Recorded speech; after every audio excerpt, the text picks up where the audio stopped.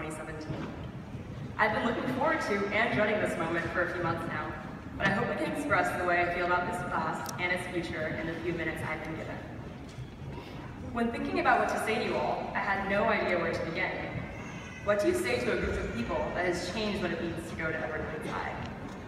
This is a group of people more accomplished than I believe Everglades High School has ever seen. Within this group of 511 people, we have a mad scientist, state-acclaimed actors and singers, a regional champion in gymnastics, an Air Force Academy-bound pilot, a math genius with a lucrative macaroon business on the side, a jazz musician headed to one of the top music schools in the country, a comedian whose main act revolves around having a pep rally, and more students headed to top institutions than ever before. Everglades High, this is the class of 2017.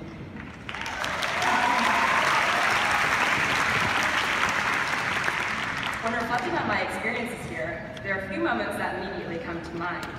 There was the time Mr. Eigner dropped a good 3 seconds before the beat did at that one pep rally back in freshman year, and the time when Mr. Waz crowd surfed after our long-awaited powder puff victory this year. There was senior field day, shout out to the blue team, grad bash and the mishap with bus sticks, and of course, prom. There were many long and stressful nights in between, but there were also the friends who carried us through when we didn't think we could go any further. We experienced what it means to live by the proverb: if you want to go fast, go alone, but if you want to go far, go together. As you all know, today is the culmination of years of hard work, but not just our own. These diplomas are the manifestation of effort on behalf of our educators, the teachers who've instructed us, disciplined us, guided us, and in some fortunate cases, befriended us. In my years at Everglades, I've been lucky enough to have made some fantastic relationships with the faculty. I'd like to take a moment to thank Mrs. Lysat, Mrs. Mendelson, Mrs. Coote, Mr. Eigner, Mr. Dominguez, Ms. Brazil, Mrs. Ayer, and of course, Mr. and Mrs. Wozniak. You all have changed my life in more ways than you'll ever know. For every diploma earned today, there's also a family that is rewarded for almost 2 decades of effort. In a few months, many of us are leaving our families for the first time. While we're here, it's important we see these people for who they are: the providers, the unconditional supporters, the friends and role models. In these moments, we recognize those who are here today to support us, and those who could not be. To my family that came from all parts of the country to be here today, you've all inspired me to realize my dreams and allowed me to see the beauty of living life with those you love. To my sisters, know that I love you and I'm proud of you for the people you are.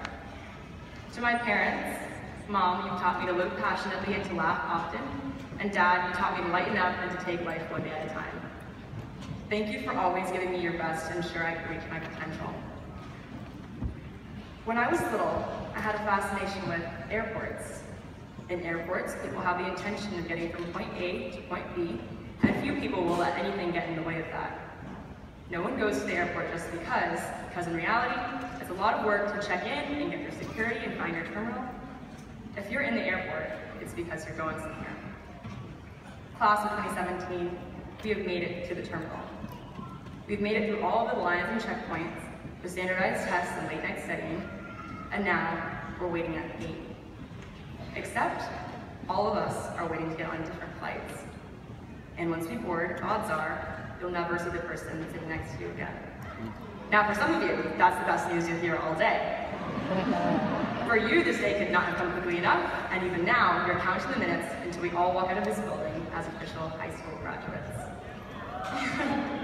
And then there are those of us who, like myself, are really sad. There never really seemed to be enough time in the day to meet all of you and make memories and prepare for the impending doom of AP exams. But regardless of the group you fall into, what I think I can say for all of us is that whether we'd like to admit it or not, we're a little bit scared.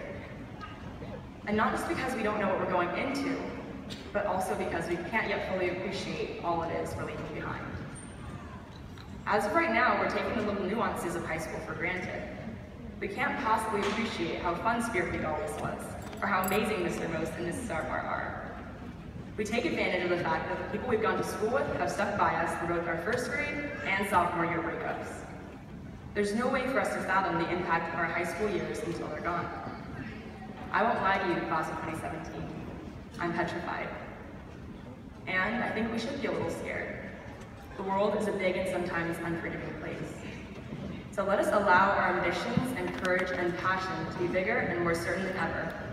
Let us walk out of this building today with confidence in ourselves and in others, with a dedication to see the beauty in simple things and a commitment to persistence and excellence in the face of difficulty. I hope that you always find it within yourselves to have the unchangeable determination to get on with life. And I hope that someday my itinerary aligns with some of yours and we meet again somewhere down the road. It has been an honor to serve as your class president for the past 4 years, and I wish you the best in your future endeavors. This class has set itself apart from any other class in Everglades history in so many ways, and I will always be grateful that you continuously gave me the chance to represent it. Congratulations, class of 2017. Safe travels. Thank you.